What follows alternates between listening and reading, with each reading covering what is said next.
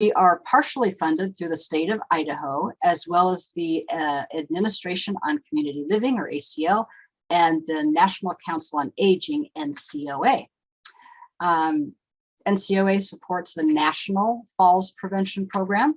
They are celebrating Falls Prevention Awareness Week this week, but here in Idaho, we have expanded it to the entire month of September. Why did we do that? Because we need a lot of time in order to clearly communicate this important topic to the individuals, the health professionals, the government agencies, nonprofits, for-profits, everybody, so we all understand and can take this on together. We feel we have a lot of work to do and awareness to build when it comes to falls. So that's where we are at and why we are going to do all of this. So next slide, please. We do not allow you to just sit back and do nothing for an hour. We want you to participate. We'd like this to be as interactive as possible. So you now know why we're excited about presenting this information. What we would like to know is how excited you are to learn how to prevent falls. So our wonderful Zombie, that's the name I came up with it, the Zombie in Zoom, who is helping us behind the scenes, is Brian. And Brian is going to share our first poll. Most of you have done polls before. So as you know, you click on whatever option you desire and then click submit. And we're not going to take a lot of time to, to sit on top of this. So we're going to keep it pretty short. We'll have Brian close it out, see what our answers are, so we kind of know where all of y'all are coming from. And that'll be it. So maybe another 10 seconds. Then we're going to have Brian close that out. And then can you share the results with us, Brian?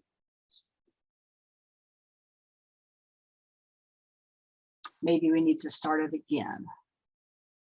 So we'll give you a few seconds. How about a 10, 9, 8, 7, 6, 5, 4, 3, 2, 1. Brian, if you go ahead and end that. All right. So for the first question of I am eager to learn more about preventing falls. I'm eager to learn more about that. We have 14% that said yes, 43% that said absolutely, 29% that said bring it on, and then 14% that said let's go. All right, well, it sounds like we're all ready and eager to go. So Brian, you can go ahead and close out that poll. Take us to the next slide. All right, sounds good.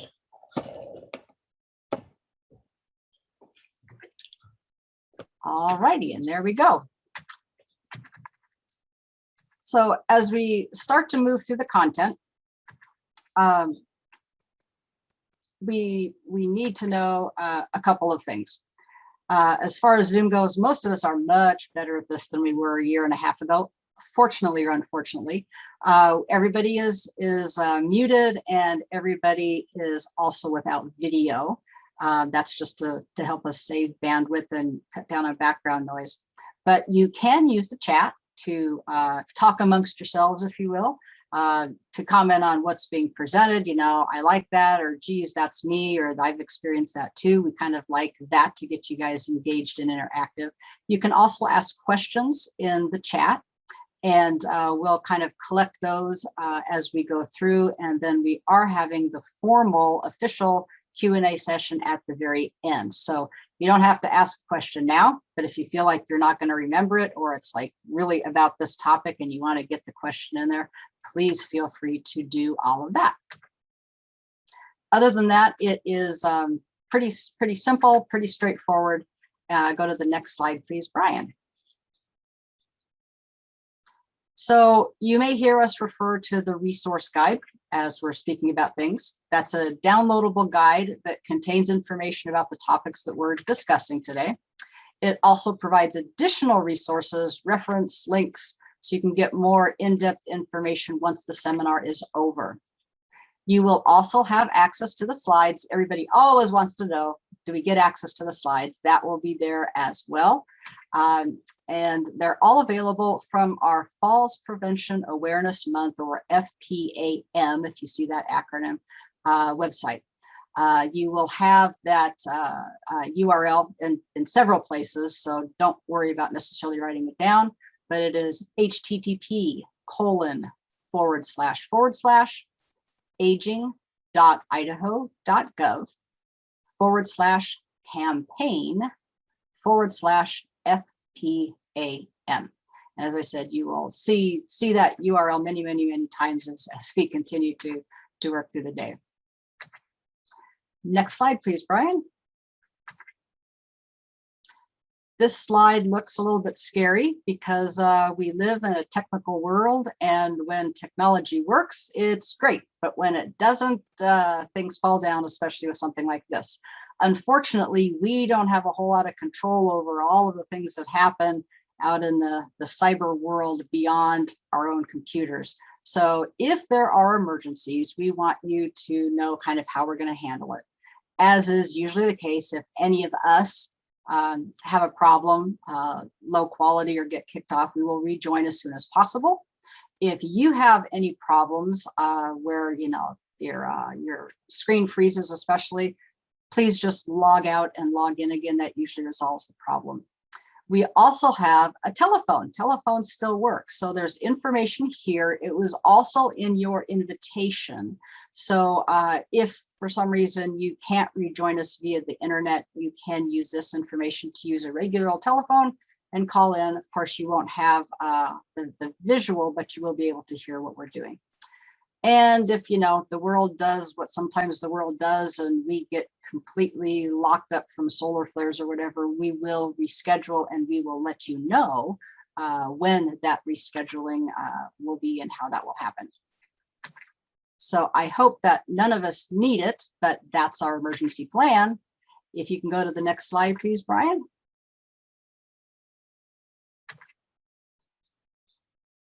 The other question, besides sharing the slides, is will the presentation be recorded? And it is currently being recorded, just so you all know.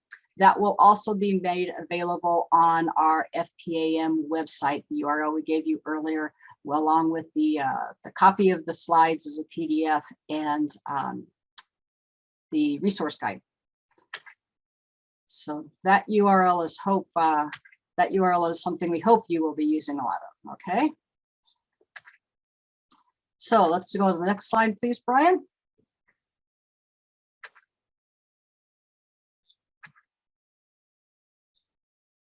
So with all of that logistical stuff, I hope you are joining us on a beautiful day wherever you are. It's a beautiful day here in Southwest Idaho, making it the perfect time to talk about having a falls pre-fall and beyond the fall, meaning the season.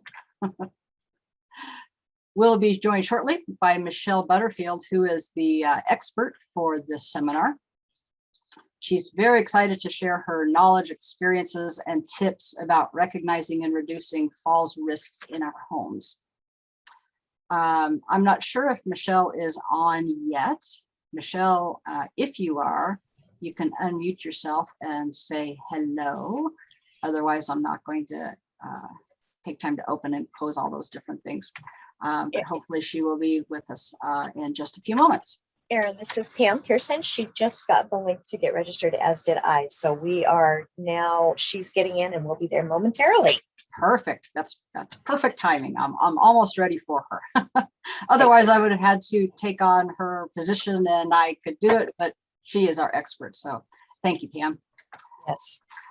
All right. So in the next 45 minutes or so, we're going to discuss what falls are so that we know why we need to prevent them. And that may sound pretty basic, but we'll see.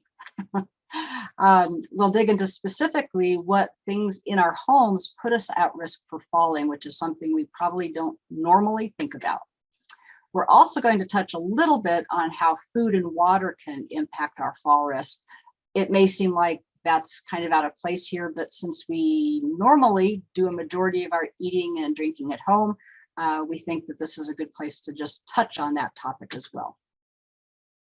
If you go to the next slide, please, Brian. This is a nice short one. It just says, are you ready? Then let's go. I'm going to start with our first section, and then Michelle will be joining us shortly. So the first topic, the first thing that we really want to talk about is at the beginning, and that is meaning understanding kind of a common basic understanding of what a fall is and why we should be investing an hour of our time learning something we think we probably are already know.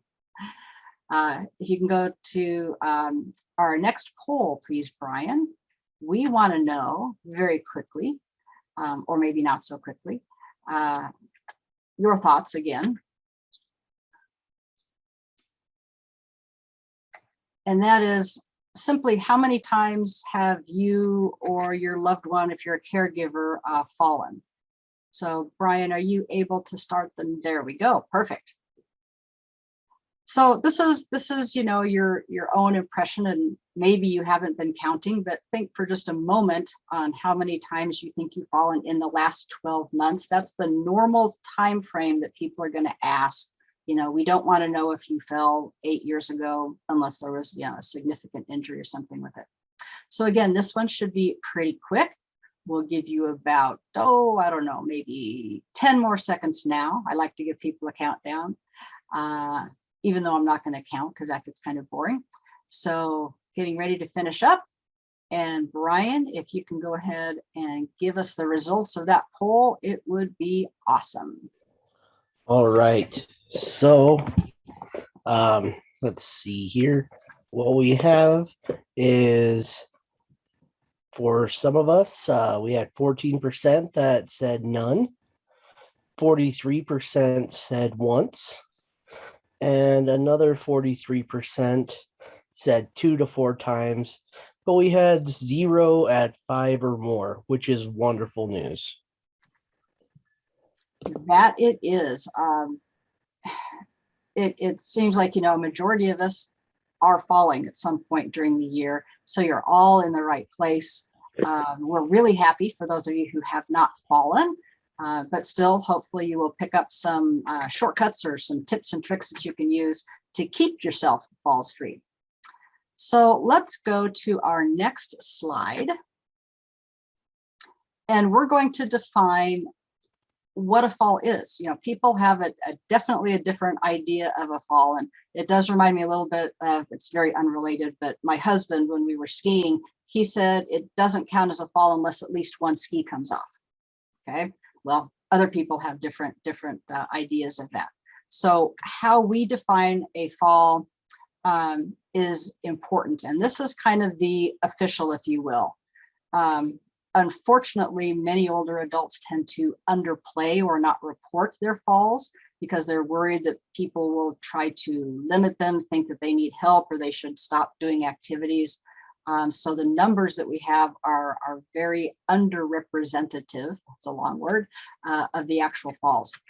But we know that our definition is unintentionally moving downward, typically rapidly and freely, without control, from a higher to a lower point. Whew, okay, so what the heck does that mean? Well, first of all, it's not planned, it's not controlled. If it was controlled, it would be called sitting or laying down. It is downward to a lower plane because we are on planet Earth and we have gravity, and gravity means we fall down. We can't, to the best of my knowledge, fall up. I haven't had anybody tell me that that's not an accurate statement. Where we get into a little bit of the discussion is from a higher to a lower place. So somebody will, for example, say, I stumbled, I didn't fall. According to this definition, if you're walking, you're upright, and you trip on something, and you put your hands out against a wall and you're leaning over, that is a lower plane than it was before. Doesn't mean that you've fallen all the way to the floor. That's not the requirement. It's from a higher to a lower place. So technically, we can fall onto a couch or onto a chair or into a wall. And that's the one that people probably don't want to count most often. So this is just kind of an FYI, a good way to make sure that when you're talking with people, especially others and those you care for, about falls, make sure that you're getting the full definition in there, not just the ones that ended up with them on the ground or on the floor. Hopefully that makes sense to everybody. Let's go to our next slide, please.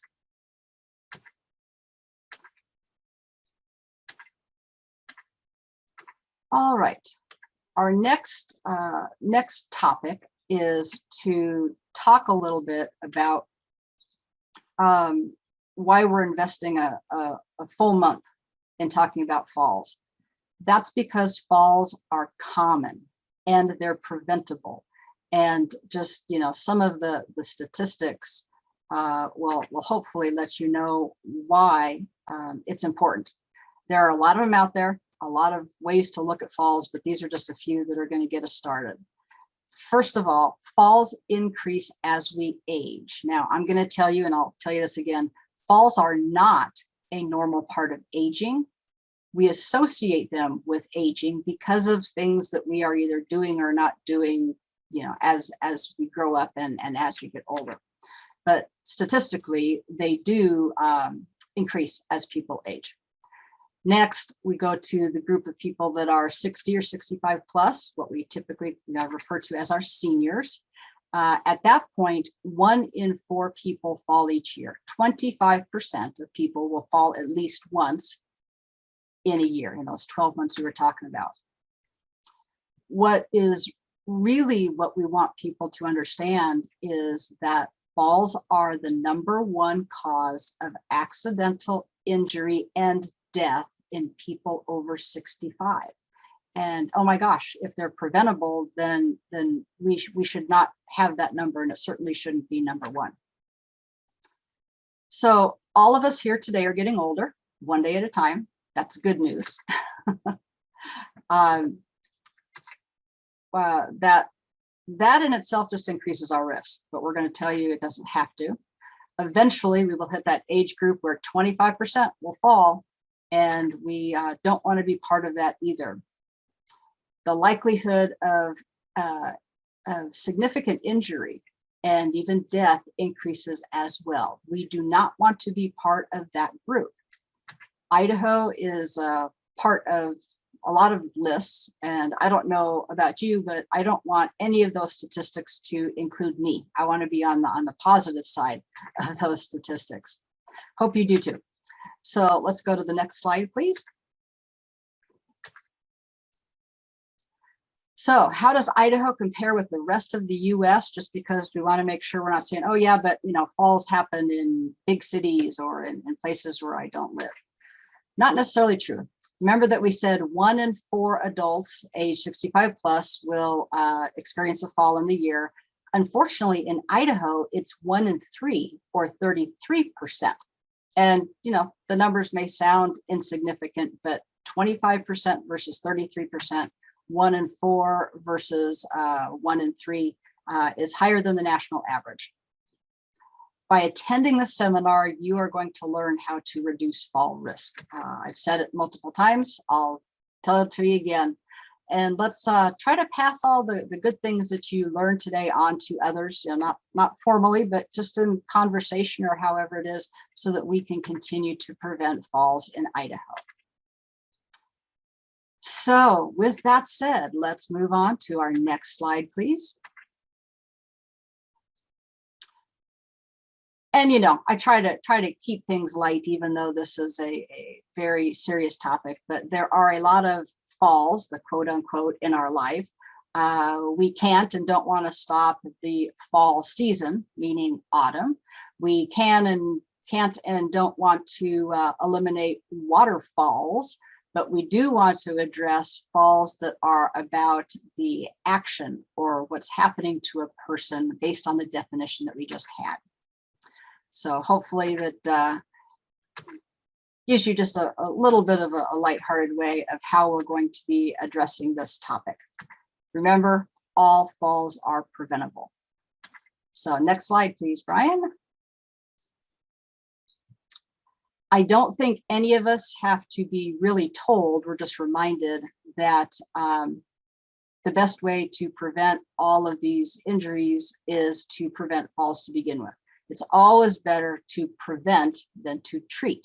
And so that is our goal today, to teach you how to learn how to do just that, to avoid falls. Next slide, please, Brian. Okay, you just heard me say that knowing your fall risk is important. The question is, how do you do that? And there are a couple of ways. One is that the National Council on Aging and ICOA has designed a free online assessment that will give you your falls risk. It's 12 easy, short, yes, no answer questions. Takes maybe, I don't know, 5 minutes or less. When you're finished, it will immediately give you a falls risk score that you can use on a scale that they will give you. And if you provide your email, you don't have to, but if you provide your email, they will also mail you a report that has a variety of resources, links, suggestions for you to follow up. You know, if you come out as a high fall risk, they will make suggestions, for example, like speaking to your doctor. So that's a really good thing. It's fast, it's free, it's available to everybody. And so I really like to recommend that everybody take a look at that. There is both an English and a Spanish version, by the way. The other thing is to just remember that, your doctor should be doing a falls assessment, really as part of an exam, no matter how old you are, as your annual exam. But if not, go ahead and ask them. Next time you have a in-person visit or telemedicine, tell them that you would like to have a quick falls assessment. They can do one literally in about 3 minutes. And then again, if they find anything that they would like to follow up on or to refer you to somebody or something for, then that can be done. These will all help us recognize if we're in danger and help us keep out of that. Next slide, please, Brian.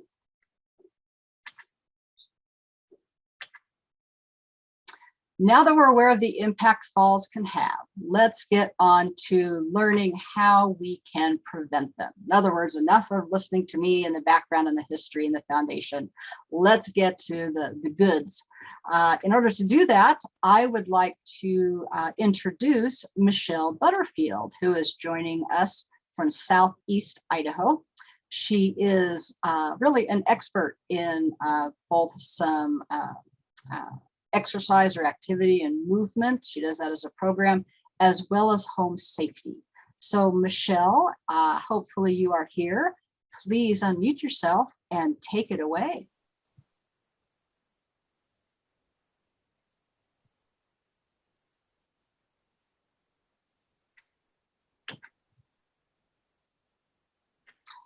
Brian, you might need to open the attendees or the participants panel and unmute Michelle.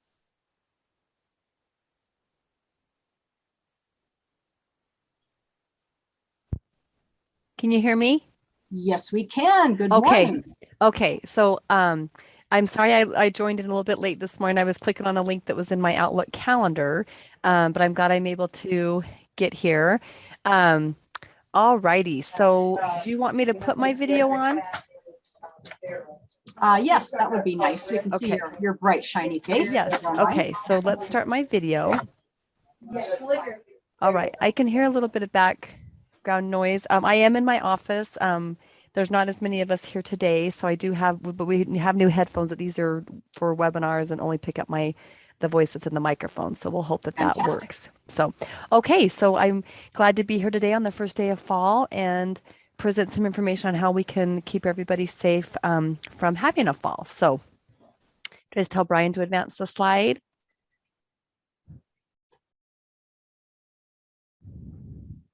Okay, so just like Erin had said, falls are things that we want to avoid. And this slide is going to talk about like why do we fall? So as we all are aging, there could be some different physical conditions that people experience, some chronic diseases, if there's arthritis, just some health issues like diabetes, if there's neuropathy in the feet, that's very important to be able to feel our feet when we're walking. If there's different kind of sensory or physical impairments, your vision, hearing, touch, mobility, different medications that people take can definitely affect some balance, vision. Our hydration and nutrition is super important to preventing falls. People that are physically inactive, that aren't staying active as we age, is really a reason why people can fall. Being physically active to keep our muscles strong, our balance in check can help prevent falls. Our clothing, if there's shoes are really important. I see a lot of people wearing Crocs. I think Crocs are very comfortable, but they tend to be the kind of shoe that just a lot of falls can happen from that. Clothing, if pants are too long, stepping on things. Some of our environmental factors could be our surfaces, light, moisture, if things get spilt on a tile floor, wood floor, whatnot, making sure we're cleaning up those areas. Also, other things could be disrepair. Some of these, I like visuals. So some of these pictures, I go into homes and do home safety checks, and there's a lot of small pets, and small pets like to be right at their owner's feet, and it's hard to see them because they're out of their vision. So I always say, make sure you kind of know where your pets are at. We love our pets, but we want to make sure they're not a fall hazard to us. Some of uneven sidewalks, we have a hard time controlling where tree roots grow. So really being mindful of those uneven surfaces. When I went to do site visits at my fit and fall sites, I really am aware of, you can just take some bright spray paint and spray those uneven surfaces so you can visually see where you would need to give yourself some more clearance to step up over things to prevent a fall. Some of the items in that picture of the house, there's loose rugs, there's cords. We'll kind of go into those things in some future slides. But reason why we fall, I probably will say one of the other reasons that's the main thing is that we just get a little bit in a hurry.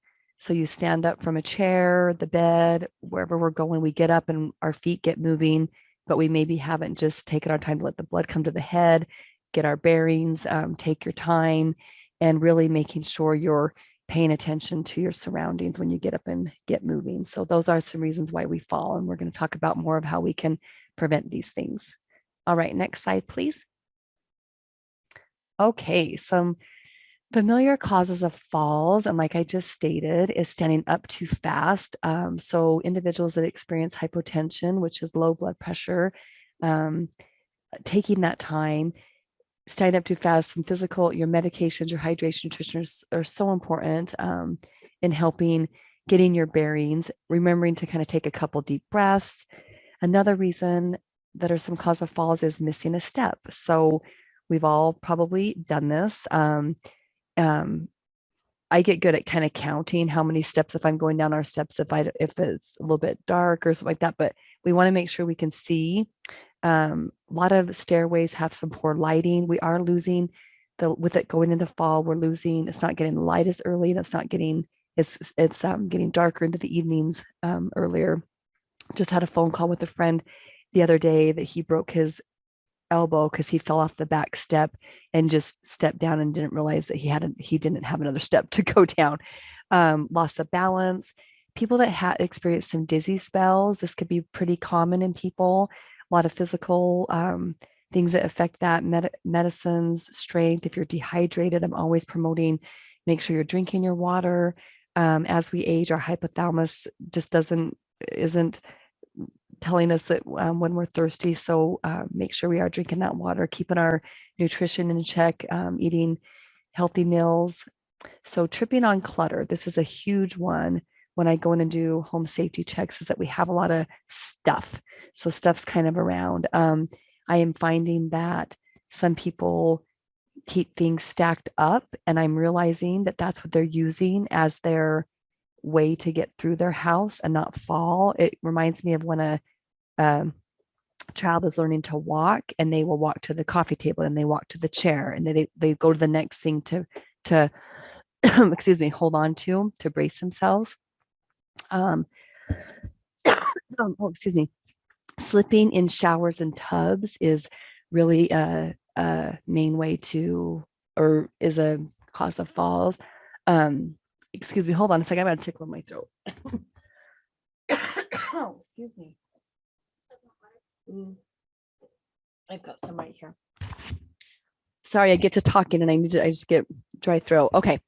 So inappropriate safety aids, and we're going to go through those on the next couple slides. Inadequate support when they're getting in and out of the tub. Some of the exercises that we do at Fit and Fall exercise classes is stepping into the tub, stepping in and out, and really strengthening those big muscle groups that give us that support in those areas to prevent falls. Okay, next slide. Excuse me. Okay, so we talk about when somebody does have a fall. The reason why falls can be so dangerous for individuals is that you experience a fall, and then there's like that fear, you become less active because you're kind of nervous to have a fall, and so some of your inactivity might lessen because you're nervous of having a fall, and then when you're being less active, then you're going to have decreased muscle strength and balance, so you get like muscle atrophy. If you're not using your muscles, you're kind of losing your muscles in a way, and then you have a fear of falling, and then since you have that fear of falling, you're not being active and you're losing your muscle tone and your balance, that you have an increased risk of falling, and then you'll fall again. So it just goes in this repetitive fall cycle. And that's what we really want to break, that cycle.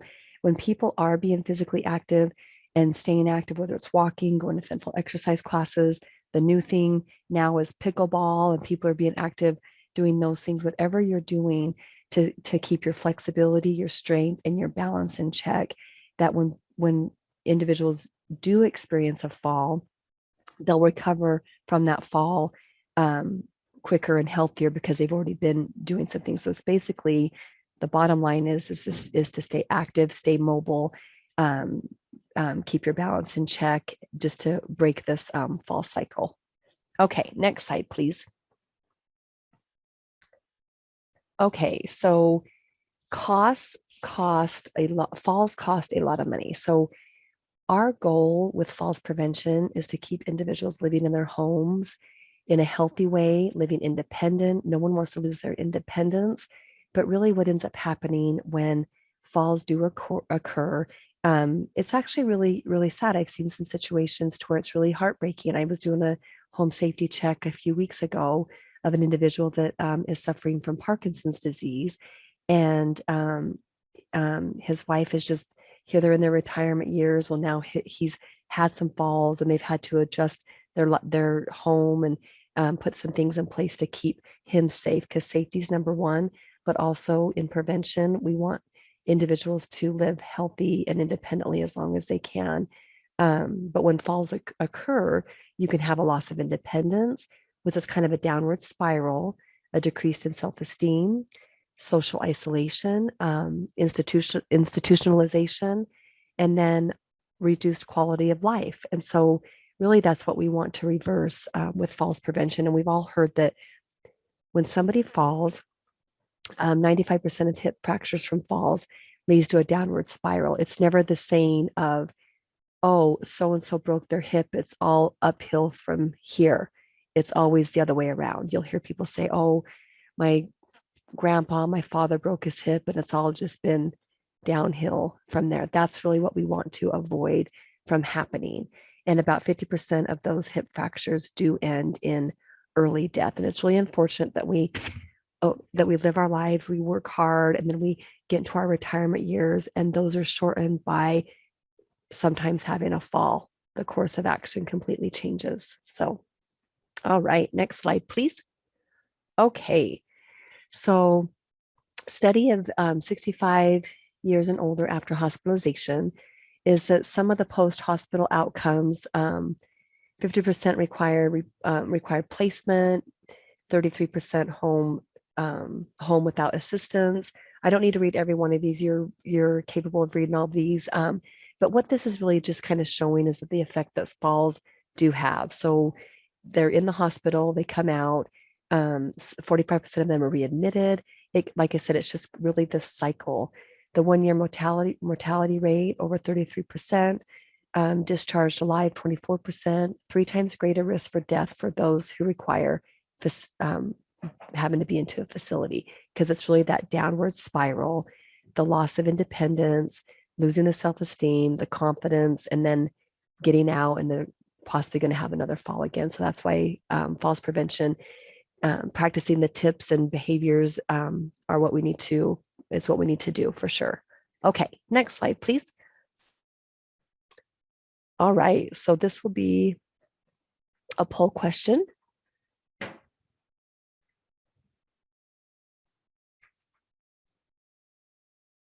So next slide, so we can have. Actually, Brian, you can go, there we go, can go ahead Okay. and have that full question for us. Yep, so this one is home fall location. So the question is, where have you fallen while at home? Please check all that apply. And we'll discuss this after we get the answers submitted.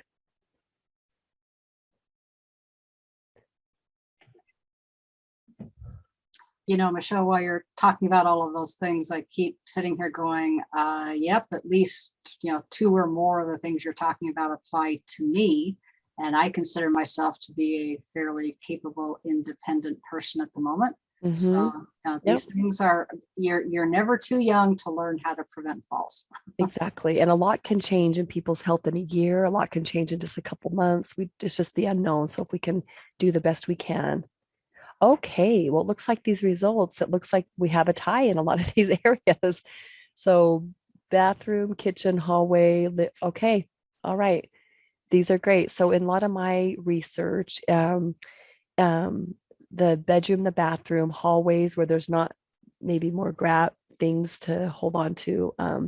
Bathrooms are huge. If people don't have installed grab bars, towel holders don't work very well to prevent you from having a fall. Those just come right out the wall. Okay, so falls at home, 60% of them occur inside the home, 30% outside the home, and 10% within a healthcare setting. So with 60% of these falls most commonly taking place inside the home, and I know that there's individuals that do have falls inside the home and they never tell anybody because they don't want to get caught or lose their independence. I had my husband's grandma, we would find out because she'd have bruises and things like that all over her face because she would take a fall in the bathroom, but she would never tell anybody. And that's really unfortunate, but that is the reality of this situation. Okay, next slide, please. Okay, so the CDC has a home safety checklist, and that's really what I've put this information out here from, is you just basically go through every room of your home to do a home safety check.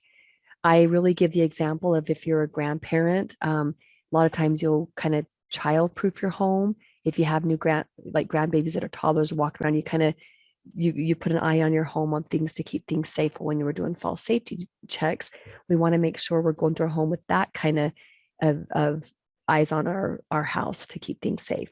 So these pictures that I used, you want to make sure you go through every room.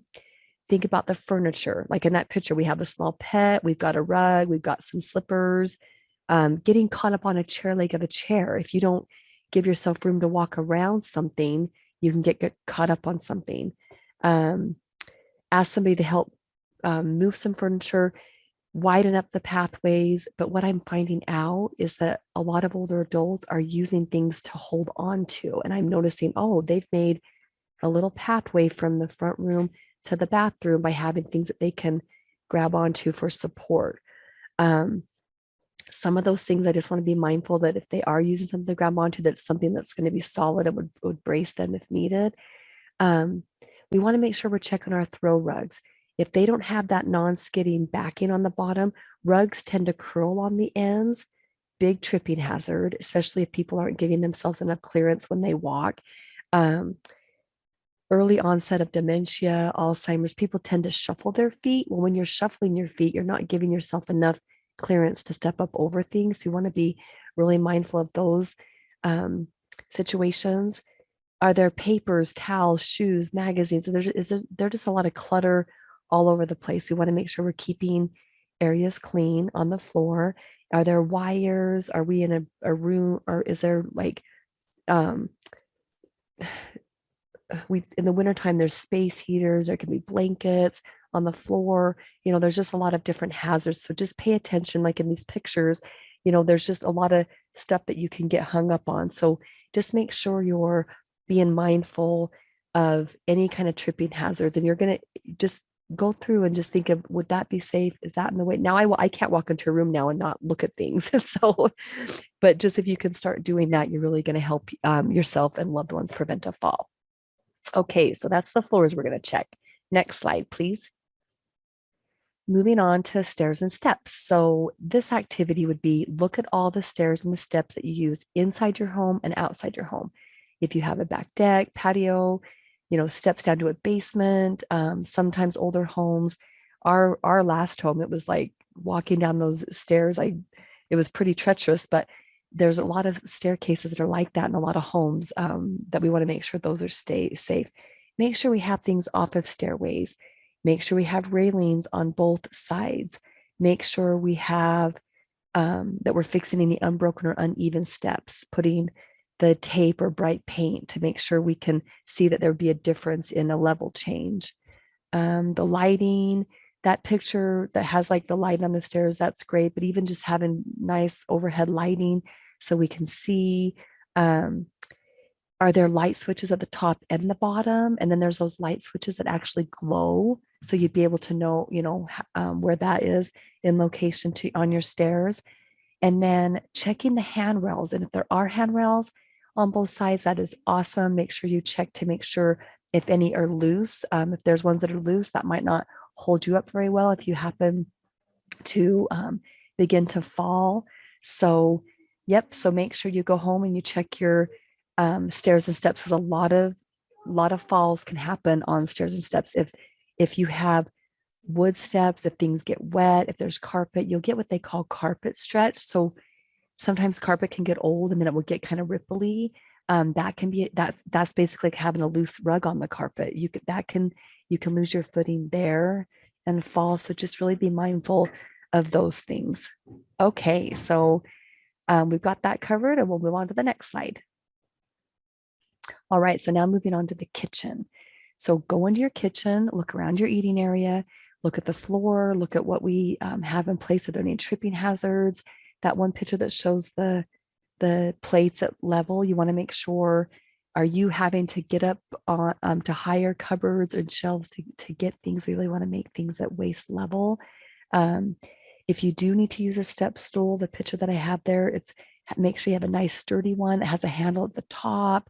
If you need to have somebody stand there next to you to make sure it's not going to move, just be mindful of those things. But that picture that I put at the bottom, it's like you just want to have a happy, safe kitchen that you can be in there enjoying time cooking, eating, and making sure we're not going to have any falls. Okay, next slide. All right. A lot of falls occur in the bathrooms. We want to make sure that when you are going into your bathroom, most bathrooms are linoleum tile, making sure that you're always wiping up any kind of spills that could occur. Sometimes when things are wet and the lighting, it's hard to know. So be mindful of those things. We want to make sure we're putting the non-slip rubber mat in the bottom of the tub, in the bottom of the shower. Make sure, you really could probably never have enough grab bars. The last home safety check that I did, the individual that we were there assessing, we had him show us where he would want the grab bars. Like we could say, oh, there needs to be one right here. But then he says, no, I don't go over to there. I go to this side. And so we're like, oh, okay. So get input from the person. So you're putting things in the correct places that will be most useful to prevent a fall. But the grab bars, the toilet, we all know that wet porcelain can be very slippery. And if you have a fall in the bathroom and you hit your head on the porcelain tub and the toilet, that's really going to cause a lot of damage, unfortunately. So that we need to prevent that from happening. Okay, next slide, please. All right, in the bedroom. So make sure you walk through the bedrooms of your home. Can you turn on a light from the doorway? When you enter the room, make sure you have lights by if you have end table, whatever the setup of your bedroom is, but just make sure we have lights that are close by. If we have automatic ones that turn on, that's always a great option. Make sure we're cleaning up the clutter.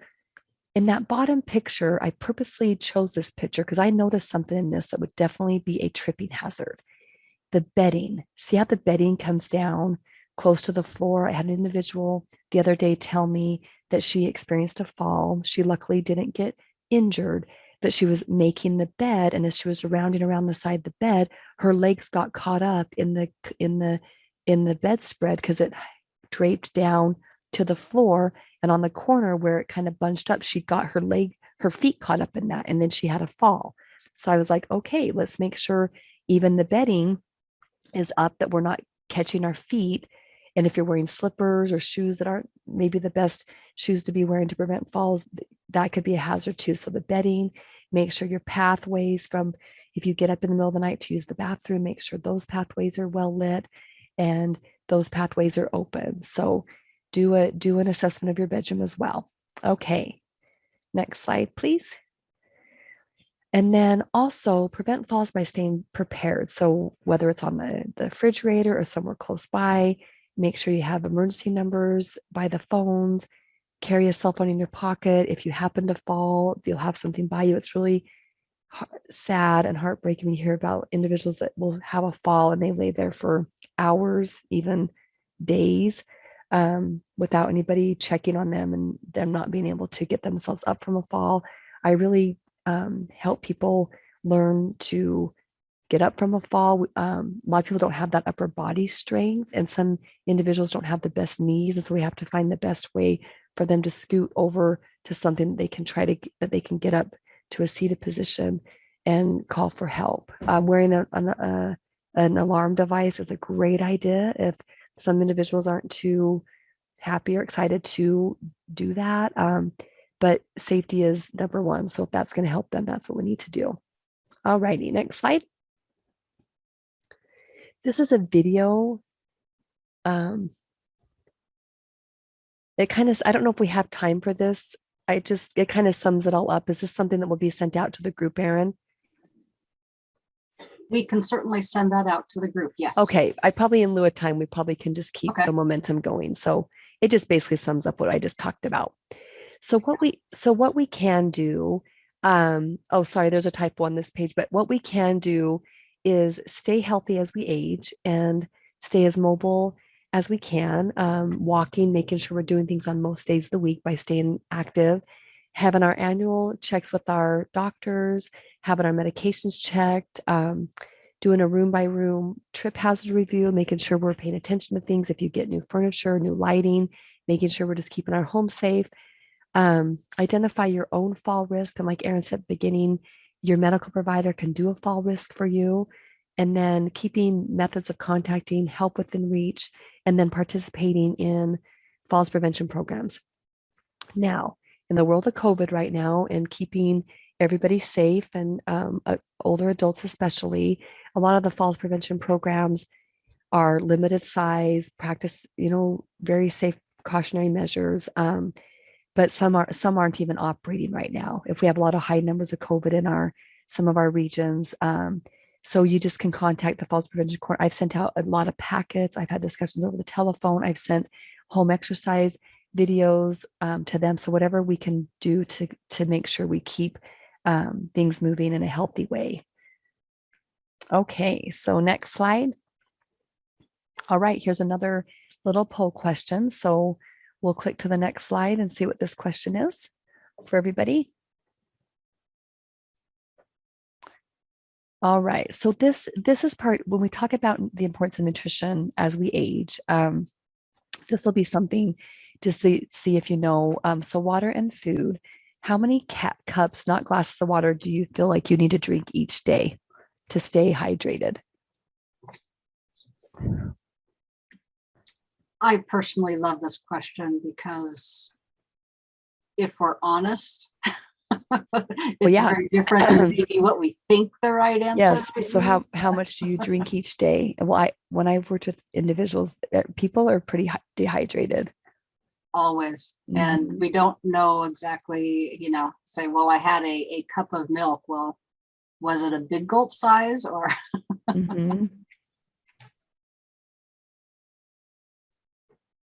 Okay, well, it looks like actually a lot of people do drink quite a bit of water, so that's great. No, that's great. Staying hydrated is super important. And then we go into these fall months and kind of colder weather. Sometimes people don't think they need to drink as much, but you do need to still keep adequate water and healthy foods in you. Okay, so right now, Erin, it's 10:50. It's 10. We only have like 5 minutes left. And I kept these slides on here. I can go through these actually pretty quickly. This was from last year's presentation. I just kept these on here because I think they're really important for people to understand that older adults need proper nutrition too. Nutrition hydration is very important for falls prevention. We want to fuel our bodies in a healthy way to keep muscles strong, bones strong. Most older adults, like I said, are pretty malnourished, dehydrated. Their appetite, a lot of times, if they're living by themselves, they don't tend to want to cook just for themselves. So they'll just kind of have small meals, or they go in the morning and don't eat a lot, and they kind of actually can forget to eat. It results in loss of your muscle mass, which we're already losing muscle mass as we age. So we don't need to increase that by not eating healthy. So make sure we're eating. Older adults become weaker with age, which is not a part of normal aging. We can still stay very strong, maintaining strength and balance through our healthy eating and our exercise. And this visual is through the choosemyplate.gov for older adults. It's a great website if you want more information. It's just choosemyplate.gov. So that's something to share with your family and friends, older adults. Okay, next slide. Okay, we have another poll question. So we'll see what this one is. Click to the next slide. All right, what have you learned? So this is going back to fall proofing the home and the ways we went through every step, every room of your home to identify any risks. So kind of think to yourself, can you identify any risks that you would have right now that you need to change to avoid falls? As we were going through each one of those slides, thinking of what your house has in place or doesn't have in place.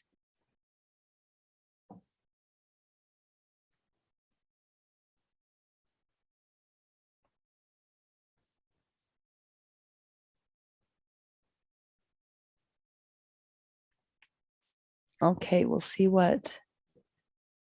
Oh, absolutely. So pretty much 75% said if they can identify some risks to remedy, remove, or avoid them. So pretty much your little homework assignment, basically. So there's some that they said their house is already fall proof, most likely, and then absolutely. So, okay, well, there's your little take home, is to go through your home and make it fall proof. All righty, so this slide is talking about drinking water, dehydration, inadequate intake of fluids. Let's see, let me take that. I can see that slide right there. To maintain proper cellular function and nerve transmission, impacting all body systems. Low blood pressure, weakness, dizziness, if you're not drinking enough water. And our hearts are like electrical currents. When people get cardioverted or they get shocked with that's electrical currents, but water is a conductor of electricity. So like when you're a little bit dehydrated, sometimes if people kind of get arrhythmias or irregular heartbeats, a lot of times it's like drink more water.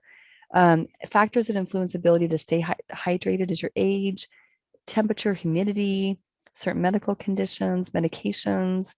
You may not know how much to remain healthy, so your thirst receptor is a little bit less responsive. The kind of the rule of thumb is really like take your age and divide it in half, and that's how many ounces that you should be having in a day. And if you are active or you're outside and you're sweating and your body's losing that through your sweat, is that just make sure we're always replenishing our water. And if you aren't a person that likes to drink a lot of water, you can always add flavor to it if you want to. So, but coffee and soda drinks are actually can make you a little bit more dehydrated. So if you are drinking those things, make sure you're drinking enough water to replace that. Okay, next slide, please. Excuse me, Brian, can you please close the poll?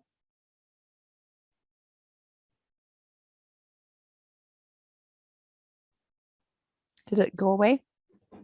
There it goes. Thank you. Okay, thank you. All right, so identify signs of dehydration. Older adults do not feel thirsty until they're already dehydrated. You can do the little skin test, the little skin pinch test. If your skin kind of stays up there kind of sticky, a little bit more fluids in you. Testing or looking at what the color of your urine is. If it's really, I mean, medications can kind of change some things too. So paying attention to those things, but some of the signs would be some fatigue, confusion, lightheaded, unsteady, dizzy, fainting. So those top ones would all really are a risk factor to having a fall. If somebody gets up and they're lightheaded, they're unsteady on their feet, they're dizzy, they're fainting, well, that's going to cause a fall. So if we could do some things to prevent that, especially with drinking our water. Clammy skin, dry skin in a hot environment, less frequent urination, dark colored urine, and then dimmed, blurred vision. So that dim, blurred vision, that's definitely a risk factor for a fall as well. So water plays a huge part in helping us prevent falls. Okay, next slide, please.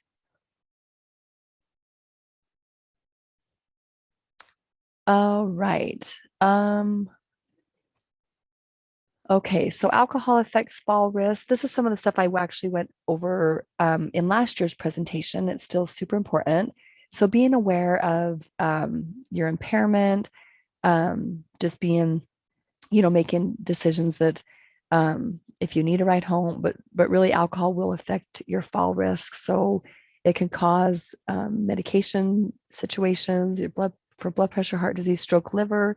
Your vision will be affected, your balance will be affected, digestive problems. Alcohol nutrition decreases your appetite, and it's actually a diuretic, meaning that it will cause dehydration. So that's how alcohol affects, is definitely a fall risk. All right, next slide, please. Okay, so what can we do? Because we're all about the prevention. We want to prevent falls. So these are some tips that we can take home as things to practice. Is eat a healthy diet, adequate amounts of regular, at regular times. So make sure we're kind of eating, throughout the day. Drink the appropriate amounts of water. Know the signs of dehydration, which we've already discussed. Make sure you discuss any medical conditions, medication changes with your healthcare team. Consume alcohol in a safe manner. Stay active. The thing about staying active is find something that you enjoy. Walking, getting outside. I know we're going to get into some colder months. Make sure you dress appropriately. There's a lot of times people can walk indoors, but we're getting into the winter months. Make sure our sidewalks and walkways, driveways are clear of ice and snow. Making sure we're staying connected in the community. That will help with just the social interaction, feeling good. When people feel good, they want to get out and they want to be out and get active. And also exercising your brain. Maybe find something new to do. Maybe find a new activity that'll kind of challenge your brain in a different way. So just different things that we can do to prevent falls. All right, next slide, please. Michelle, you have given so many tips, and remember everybody that those will be in our resource guide that will be on the website. We are a little past the top of the hour. So what I'd like to do is have Brian advance our slides. I'll do my little closing, and then anybody that would like to stay and ask a question is welcome to. So next slide, please, Brian.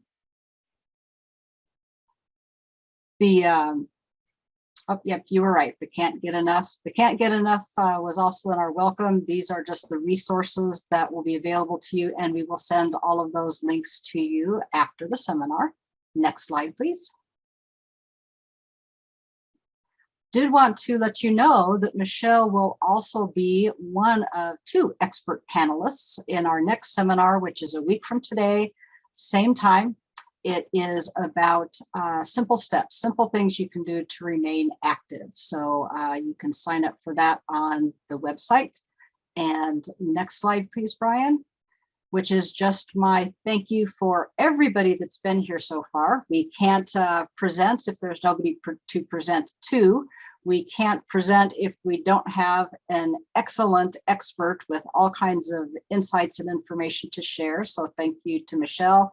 And to our Zoomies, which is Brian and Pam working behind the scenes for us so far today. So with that, I would say thank you all. I apologize for running a few minutes late, but I think we did okay. If you need to leave, please feel free to do so. If not, Michelle, can you stay for a few minutes to do a Q&A? Yes, that's just fine. Okay, perfect. So Brian, I don't know if you know how to go backwards, and it's not really that important, but if you can go back to the Q&A just so people know where we are. And Pam, were you able to see any questions in the chat?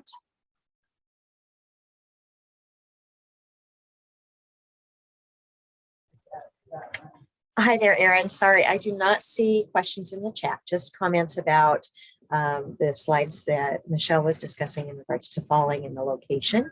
And the location from three of the folks has been the falls regarding outside falls, which is common as well. Sure, we talk about falls inside the home, but I consider home to also be my yard, and yep. Honestly, that's where I personally fall the most. We have, gravel walkways, but they have stepping stones and they're not always even, or uneven, yes, uneven surfaces. Yep. All of those good things. So, really, I think the takeaway is we can fall anywhere and anybody can fall. We just need to be mindful of all of those trip hazards that Michelle mentioned, and how to either eliminate them or how to avoid them. What do you think, Michelle? Yes, and a lot of it is really taking your time and paying attention to your surroundings. We just kind of get going and get busy and just not pay. How many times does it say, "Oh yeah, it happened"? Well, I just wasn't paying attention. So it's like, pay attention. I think about when I tell my 11-year-old all the time, pay attention to your surroundings. And then I'll do something. He'll say it back to me, well, Mom, pay attention to your surroundings. And so it's like, that's right. Don't you hate it when they use your advice against you? Oh yeah. A lot of it is just taking the time, and we're all guilty of carrying things in front of us, and we're not looking at where our feet's at, so it's really just pay attention to your surroundings. Just always kind of assess where there could be a risk in place, and then how you can avoid that risk. Exactly. I did want to say, if anybody has any questions, feel free to go ahead and put them in the chat so that we can get them addressed. Where there isn't one currently in there, I just had a quick question regarding the fit and fall proof programs. Has there been any analysis done in the last year where a lot of those programs were put on hold because of COVID? Where falls have increased, hospitalizations, deaths, those things have increased over the last year as a result of not having those community resources available to our aging population? Yes, I can just kind of speak for my area. We have 7 health districts in the state of Idaho, and we all have fit and fall classes going on throughout the whole state. And all of our attendance sheets, our 10-week attendance sheets, we submit those to our program managers in Boise. And then those get submitted to Boise State University Study of Aging. So every quarter they compile a report, and numbers have increased because with everybody quarantining and staying at home, they weren't going out and being active. I mean, hopefully they were doing some things at home, but I do know several of my counties here that I've talked to the emergency managers and the EMS system is that their fall calls doubled. And a lot of it's just getting out of bed, falling in the bathroom. So they go and help that person get back up into bed. You have a lot of repeat customers. And so I work with those EMS services, and I give out falls prevention packets to share with the family, to go through the home, do a home safety check, see what we can do to help decrease those situations from happening. But yes, when inactivity is the number one way, or physical activity is the number one way to prevent a fall, and when people weren't necessarily doing that, that definitely increased the numbers. I don't know like percentage wise, but I do know in talking to our EMS in our local counties is that numbers did increase for falls. But as far as how many of those went to the hospital, I don't know those exact numbers, but I do know the falls were increasing for sure. I think the fact that you said just the EMS calls doubled tells us, because like we said, most people aren't going to call EMS. They're not going to report it, especially if they're in their home, even if they're injured. And with COVID, we also know we were basically told not to go to the hospital. Mhm, So mhm. So they would I come. think, Yep. You're exactly right. I You're think exactly those right. numbers are probably much higher than that, but Mhm. again, we don't have any way of knowing it. That's a good Yeah. question. Thank And you. as the fit and fall sites start to resume, all my class leaders, I've had to talk to them that really were basically kind of starting over at square one with some of these people. If Mhm. people weren't out doing other things or even walking or doing like a treadmill at home or an exercise bike, whatever people would have, a lot of times the fit and fall class was the only thing that they were doing. And so when those stopped, they didn't really know what to do. And so I would send out packets and talk to as many people as I could to see, kind of assess their situation and give them tips on how to stay active at home in a safe way. Perfect. And that's exactly what Michelle's going to talk more about next week. See, this is why we broke these topics out from the main presentation, because there's just a lot of information to share, and she'll be talking specifically about those exercises and fit and fall next week. So we hope you will join us for that. I do want to honor everybody's time and appreciate everybody for being here. Please do go to the website. We will also be sending information out, probably not today, but in a couple of days, that give you all of the links and things that we talked about in case you didn't have them. So with that, I would again like to thank everybody for being here, for Michelle for a wonderful presentation, and for our Zoomies, Brian and Pam, for working behind the scenes to make all of this happen. Thank you very much. Please have a wonderful falls-free day and a falls-free rest of your life, we hope. Thanks, everybody. Thank you. Have a good day. Bye-bye.